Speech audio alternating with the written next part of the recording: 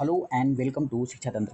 देखिए, जो हमारा टारगेट है वो है एसएससी एमटीएस 2024 और इसमें हमारा जो टारगेट है वो जीएस में कम से कम 75 में से 75 नंबर लेके आना। अगर आप रेगुलर मेरी क्लासेस को फॉलो करेंगे तो डेफिनेटली आप ला सकते हैं। आज हम बात करेंगे basic constitution of India, polity based question होंगे। मेरा नाम है ऋषभ सिंह और मैंने 2022 का जो एसएससी एमटीएस का पेपर हुआ था उसको क्लियर किया था। इसमें मैं इनकम टैक्स डिपार्टमेंट लुधियाना में कार्यरत हूँ। देखिए, सबसे पहला क्वेश्चन लेते हैं हम। भारतीय संविधान की प्रस्तावना को किसने भारतीय संविधान की राजनीतिक कुंडली के रूप में वर्णित किया? इसका सही आंसर है सेकंड, कन्हैयालाल मणिकलाल मुंशी। इनको शॉर्ट में हम के एम मुंशी भी बोलते हैं, के एम मुंशी। देखिए, जो प्रस्तावना है, ये प्रस्तावना उद्देश्य संकल्प पर आधारित है। उद्देश्य संकल्प को पंडित जवाहरलाल नेहरू द्वारा तैयार किया गया था। केशवानंद भारती 1973 के केस में सर्वोच्च न्यायालय ने भी कहा कि जो प्रस्तावना है वो संविधान का एक हिस्सा है। ठीक है, प्रस्तावना में अब तक केवल एक बार 1976 में 42वां संविधान संशोधन किया गया था और इस संविधान संशोधन के थ्रू समाजवादी, पंथनिरपेक्ष और अखंडता शब्द को संविधान में जोड़ा गया था। राष्ट्र की एकता को राष्ट्र की एकता और अखंडता में बदल दिया गया था। Next question. भारत के संविधान की जो 8वीं अनुसूची है, हम जानते हैं टोटल भारतीय संविधान में 12 अनुसूचियां हैं। इसके अनुसार कितनी भाषाओं को अनुसूचित भाषाओं के रूप में निर्दिष्ट किया गया है? तो इसका सही आंसर है सेकंड, 22 भाषाएं हैं। ठीक है, 8वीं अनुसूची के हिसाब से हमारे संविधान में 22 भाषाएं हैं। नेक्स्ट चलते हैं। देखिए, यहाँ पे याद करने की ट्रिक है, टीयर्स ऑफ ओल्ड पीएम कि किस सूची में कौन सा प्रावधान है। आप यहाँ से आप इस ट्रिक के माध्यम से याद कर सकते हैं। जैसे पहली अनुसूची में जो यूनियन टेरिटरी है, जैसे क्षेत्र। दूसरी अनुसूची में नामांकन है, एनरोलमेंट, इसे आप याद कर सकते हैं। तीसरी अनुसूची में शपथ है, जिसको अफर्मेशन बोलते हैं। चौथी अनुसूची में राज्यसभा सीटों का बंटवारा है, आर से याद कर सकते हैं। पाँचवीं अनुसूची में शेड्यूल एरियाज से संबंधित, एस से याद कर सकते हैं। छठवीं अनुसूची में अदर शेड्यूल एरियाज हैं, तो ओ से याद कर सकते हैं। सातवीं अनुसूची में फेडरल स्ट्रक्चर है, मतलब यहाँ पे तीन सूचियाँ बनाई गई हैं, जिसको बोलते हैं समवर्ती सूची और एक राज्य सूची होती है, एक संघ सूची होती है। ठीक है, 8वीं अनुसूची में आधिकारिक भाषाएं, अभी हमने पढ़ा था 22 भाषाएं संविधान के हिसाब से हैं। 9वीं अनुसूची में भूमि सुधार से संबंधित प्रावधान है। 10वीं में दल बदल से संबंधित प्रावधान है। 11वीं में पंचायतें और 12वीं में नगर पालिका। तो इस तरीके से आप इस ट्रिक से याद कर सकते हैं, टीयर्स ऑफ ओल्ड पीएम। ठीक है, यहाँ पे ये शॉर्ट फॉर्म इसके लिखे गए हैं। नेक्स्ट क्वेश्चन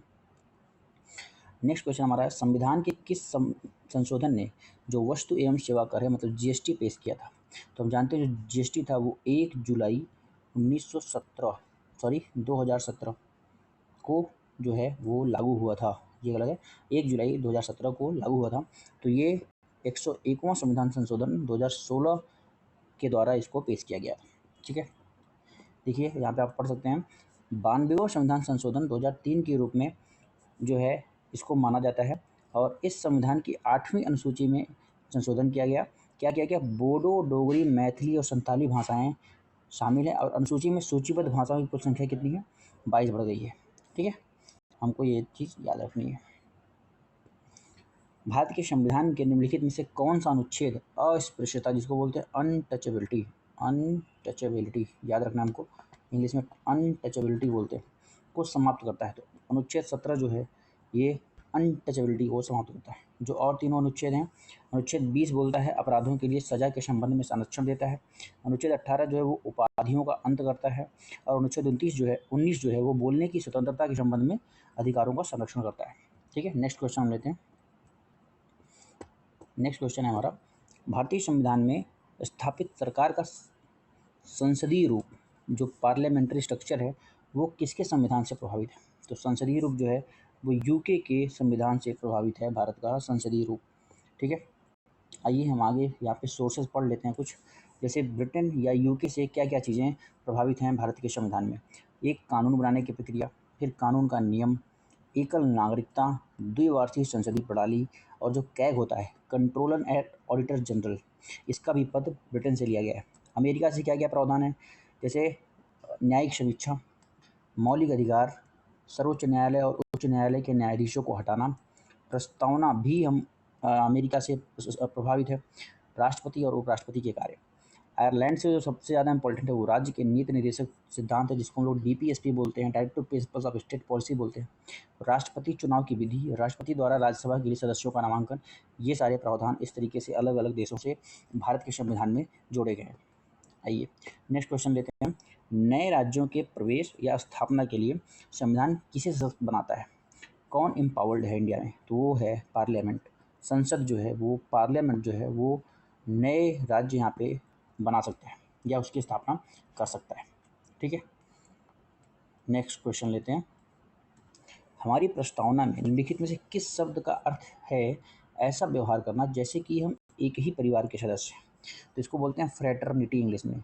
फ्रेटर्निटी, फ्रेटर्निटी का मतलब बंधुत्व होता है, मतलब हम एक ही परिवार के लोग हैं, हमको एक ही यहाँ पे इसका मतलब बंधुत्व होता है और ये हमारे प्रस्तावना में लिखा है, इसका मतलब हम एक ही परिवार के सदस्य हैं। ठीक है, क्वेश्चन लेते हैं नेक्स्ट। नेक्स्ट क्वेश्चन है हमारा, भारत के संविधान का निम्नलिखित में से कौन सा अनुच्छेद मौलिक अधिकारों के प्रवर्तन के लिए संवैधानिक उपचारों की व्याख्या अनुच्छेद 32 करता है? इसको बी आर अम्बेडकर ने, जो बी आर अम्बेडकर थे, उन्होंने संविधान की आत्मा भी बोला है। संविधान की आत्मा भी बोलते हैं अनुच्छेद 32 को। ठीक है, याद रखना हमको। आइए हम बात करते हैं, अनुच्छेद 40 में ग्राम पंचायतों का गठन किया गया है। अनुच्छेद 38 में लोगों के कल्याण को बढ़ावा देने के लिए एक सामाजिक व्यवस्था को सुरक्षित करने के लिए राज्य की परिभाषा, और 36वें अनुच्छेद में राज्य की परिभाषा संबंधित है। नेक्स्ट क्वेश्चन लेते हैं। नेक्स्ट क्वेश्चन हमारा है, राज्य को भारत के संविधान के अनुच्छेद किसके तहत राष्ट्रीय महत्व के हर एक स्मारक, जो मोनूमेंट हैं, जो प्लेसेस हैं, जो स्थान हैं, वस्तु हैं, उनकी रक्षा के लिए बाध्य करता है? ये है अनुच्छेद 49। अनुच्छेद 49 के तहत हम स्मारक, स्थान और वस्तु की रक्षा के लिए बाध्य हैं, जो हमारा राज्य है। नेक्स्ट क्वेश्चन है, देखिए यहाँ पे कुछ अनुच्छेद है इंपॉर्टेंट, उसको हमको याद रखना है। जैसे अनुच्छेद 37 जो है ये किसी भी न्यायालय द्वारा प्रवर्तनीय नहीं होगा, मतलब बदलाव नहीं किया जा सकता। अनुच्छेद 40 ग्राम पंचायतों के गठन से संबंधित है। अनुच्छेद 44 जो है वो समान नागरिक संहिता। ठीक है, अनुच्छेद 48 जो है वो कृषि और पशुपालन का संगठन। अनुच्छेद 50 न्यायपालिका को कार्यपालिका से पृथक करता है, मतलब जुडिशरी को एग्जीक्यूटिव से अलग करता है। अनुच्छेद 51 जो है वो अंतर्राष्ट्रीय शांति और सुरक्षा को बढ़ावा देता है। हमको ये बातें याद रखनी है। नेक्स्ट क्वेश्चन लेते हैं। नेक्स्ट क्वेश्चन है, भारत के संविधान के भाग 4A जिसमें अनुच्छेद 51A है, कितने मौलिक कर्तव्य निर्धारित किए गए हैं? तो हम जानते हैं टोटल 11 मौलिक कर्तव्य हैं। शुरू में 10 मौलिक कर्तव्य थे, इसको 46वें संविधान संशोधन, 46वें कॉन्स्टिट्यूशनल अमेंडमेंट एक्ट 2002 के द्वारा 11वां मौलिक कर्तव्य भी भारतीय संविधान में जोड़ा गया था। ये आपको याद रखना है। मूल रूप से 10 ही मूल कर्तव्य थे, और इस मूल कर्तव्य जो हैं वो स्वर्ण सिंह समिति के सिफारिशों पर इसको जोड़ा गया था भारतीय संविधान में। स्वर्ण सिंह समिति की सिफारिशों पर, याद रखिएगा इस बात को भी।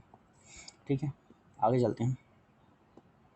कौन कौन से मौलिक कर्तव्य हैं? देखिए, संविधान का पालन करना, उसके आदर्शों, संस्थानों, राष्ट्रीय ध्वज का सम्मान करना, स्वतंत्रता के लिए हमारे राष्ट्रीय संघर्ष को प्रेरित करने वाले महान आदर्शों को संजोना और उनका पालन करना, भारत की संप्रभुता, एकता, अखंडता को बनाए रखना, देश की रक्षा करना और आह्वान किए जाने पर राष्ट्र की सेवा करना, भारत के सभी लोगों के बीच धार्मिक, भाषाई और क्षेत्रीय तथा अनुभागीय विविधताओं के बीच सामंजस्य और समान भाईचारे की भावना को बढ़ावा देना, हमारी समग्र संस्कृति के समृद्ध विरासत को महत्व देना, वनों, झीलों, नदियों और अन्य वन्य जीव सहित प्राकृतिक पर्यावरण की रक्षा और सुधार के लिए और जीवित प्राणियों के लिए दया का भाव रखना, वैज्ञानिक स्वभाव, मानवतावाद, जांच और सुधार की भावना का विकास रखना, सार्वजनिक संपत्ति की सुरक्षा करना, व्यक्तिगत और सामूहिक गतिविधि के सभी क्षेत्रों में उत्कृष्टता के लिए प्रयास करना, और जनक अभिभावक द्वारा उसके बच्चे को 6 से 14 वर्ष की आयु के बीच जो आश्रित को जैसी भी स्थिति हो शिक्षा के अवसर उपलब्ध कराना। ठीक है, तो ये थे आज के क्वेश्चन। कैसे लगे? अगर आपको अच्छे लगे प्लीज़ वीडियो को लाइक शेयर और सब्सक्राइब करें, ताकि हम इस तरीके के और वीडियो आप तक पहुंचा पाएँ। प्लीज़ वीडियो को लाइक सब्सक्राइब करें। Thank you for watching this video.